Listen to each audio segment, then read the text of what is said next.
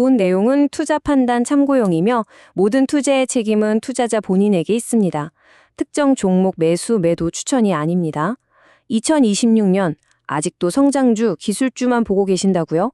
제 20년 경험으로 볼 때 시장의 진짜 큰돈의 흐름은 모두가 외면하던 곳에서 시작되곤 하더군요. 주식으로 세상 이야기에 오신 걸 환영합니다.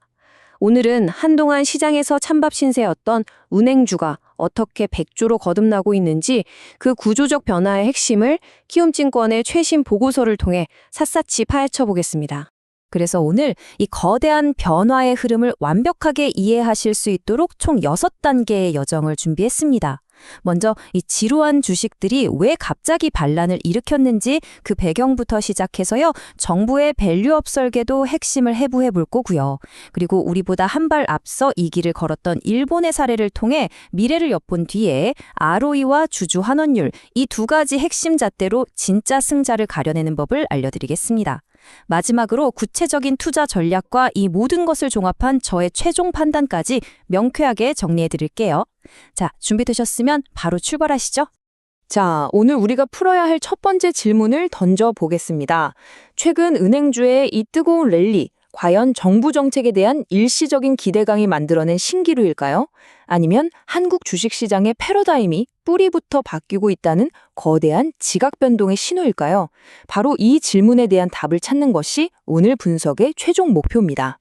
오늘 우리의 여정에 든든한 나침반이 되어줄 키움증권 리포트의 제목입니다.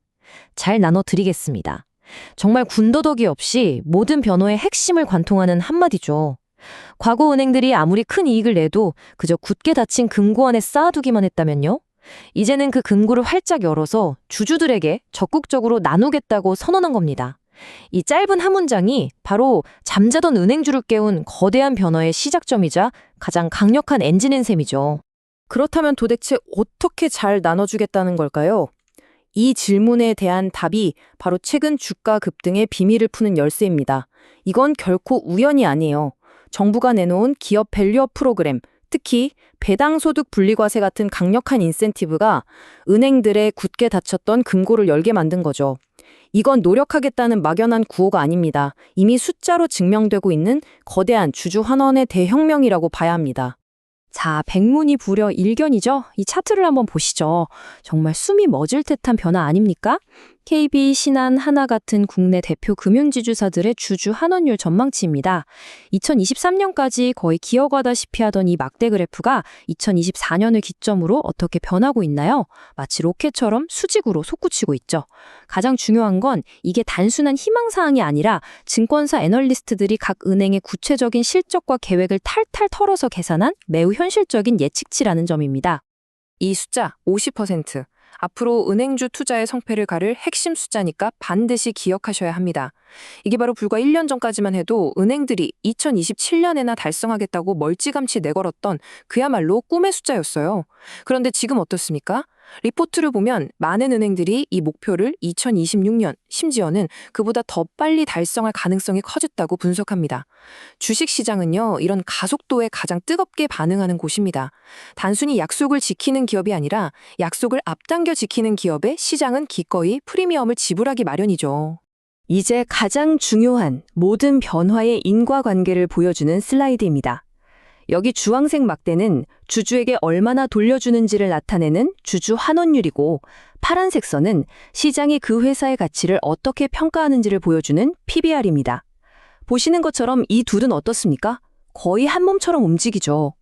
주주에게 더 많이 돌려줄수록 시장은 그 기업의 순자산 가치를 더 높게 쳐준다는 아주 단순하고도 강력한 법칙입니다. 과거 한국은행주가 만년 저평가 주식이었던 건 돈을 못 벌어서가 아니었어요. 벌어도 나눠주지 않았기 때문이죠. 이제 그 저평가의 고리가 끊어지고 새로운 선순환의 톱니바퀴가 돌기 시작했다는 명백한 증거가 바로 이 차트입니다. 자, 그렇다면 이 선순환의 끝은 어디일까요? 한국은행주의 주가는 어디까지 올라갈 수 있을까요? 이 질문에 답하기 위해 우리는 우리보다 먼저 이 길을 걸었던 이웃나라, 일본의 사례를 살펴볼 필요가 있습니다. 흔히들 역사는 반복되지 않는다고 하지만 제 20년 경험으로 볼 때 자본시장의 큰 흐름은 놀라울 정도로 비슷한 패턴을 보이더군요. 일본 은행주의 지난 몇 년은 한국 은행주 투자자들에게 미래를 엿볼 수 있는 가장 강력한 참고서가 될 겁니다. 이 숫자 좀 보세요. 정말 충격적이지 않습니까? 현재 한국 은행들의 평균 PBR이 0.5배 수준에 머물러 있는데 일본의 3대 메가방크는 무려 1.5배 수준의 평가를 받고 있습니다. 3배의 격차죠. 도대체 지난 몇 년간 일본에서는 무슨 일이 있었길래 이렇게 극적인 재평가가 일어났을까요? 일본의 이 놀라운 변화가 우리에게 어떤 힌트를 줄까요? 자, 이제 시선을 우리 한국 시장으로 돌려보시죠. 놀랍게도 우리 역시 2026년까지 주주 환원율을 약 10%포인트 끌어올릴 것으로 예상됩니다. 마치 일본이 걸어갔던 길을 시간차를 두고 따라가는 듯한 대잡이죠. 물론 경제 체력이나 규제 환경이 다르기에 PBR이 똑같이 3배가 될 것이라고 단언할 순 없습니다. 하지만 중요한 건 방향성입니다. 저평가의 사슬을 끊고 가치를 재평가받는 그 길 위에 우리 운영주들이 이제 막 첫 발을 뗐다는 강력한 시그널이죠. 하지만 여기서 정말 중요한 투자자들이 종종 놓치는 반전이 하나 있습니다. 일본은행의 성공 신화는 단순히 금고를 열어 돈을 나눠줬기 때문에 완성된 게 아니에요.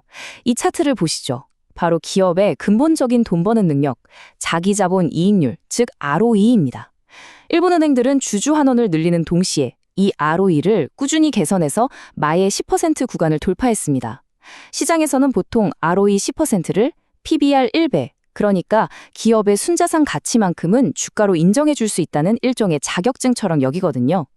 여기서 우리는 아주 중요한 교훈을 얻게 됩니다.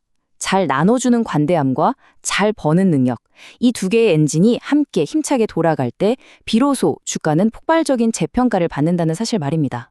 바로 이 지점에서 우리는 은행을 보는 낡은 안경을 벗어 던져야 합니다. 과거에는 어느 은행이 자산이 더 많은지, 지점수가 몇 개인지 같은 덩치를 경쟁력으로 여겼죠.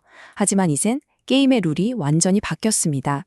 새로운 시대의 은행이 가진 진정한 혜자, 즉 다른 경쟁자가 절대 넘볼 수 없는 깊고 넓은 성벽은 바로 이 두 가지입니다. 첫째, 자기 자본으로 얼마나 높은 이익을 창출하는가 하는 수익 창출 능력, ROE. 그리고 둘째, 그 이익을 얼마나 주주와 함께 나누려 하는가 하는 주주 환원 의지. 이 두 가지가 앞으로 10년간 은행주 승자와 패자를 가를 유일한 기준이 될 겁니다. ROE. 정말 귀에 못이 박히도록 들으셨겠지만 오늘만큼은 그 의미를 뼛속까지 이해하고 넘어가야 합니다. 아주 간단해요. 제가 주주로서 이 은행에 100원을 투자했는데 1년 뒤에 은행에 10원을 벌어다 주면 ROE는 10%가 되는 거죠. 이게 왜 그렇게 중요하냐면 이게 바로 기업의 장사 수완 그 자체이기 때문입니다. 아무리 주주에게 돈을 나눠주겠다고 약속해도 애초에 버는 돈이 시원치 않으면 그 약속은 공수표가 될 수밖에 없죠. 반대로 ROE가 높은 기업은 어떻습니까? 벌어들인 이익으로 주주에게 두둑하게 나눠주고도 돈이 남습니다. 그 남은 돈으로 다시 사업에 투자해서 더 큰 성장을 만들거나 내년에 주주 환원을 더 늘릴 수 있는 강력한 실탄을 확보하게 되는 거죠. 이것이 바로 우리가 ROE가 높은 기업에 열광해야 하는 이유입니다. 자, 이 두 개의 차트가 오늘 분석의 하이라이트이자 옥석을 가리는 결정적인 데이터입니다. 2020년 전망치를 기준으로 종목별 위치를 보여주는데요. 왼쪽은 ROE, 오른쪽은 주주환원율과 PBR의 관계입니다. 우리가 찾아야 할 최고의 주식은 어디에 있을까요? 바로 두 차트 모두에서 오른쪽 상단에 위치한 종목들이겠죠.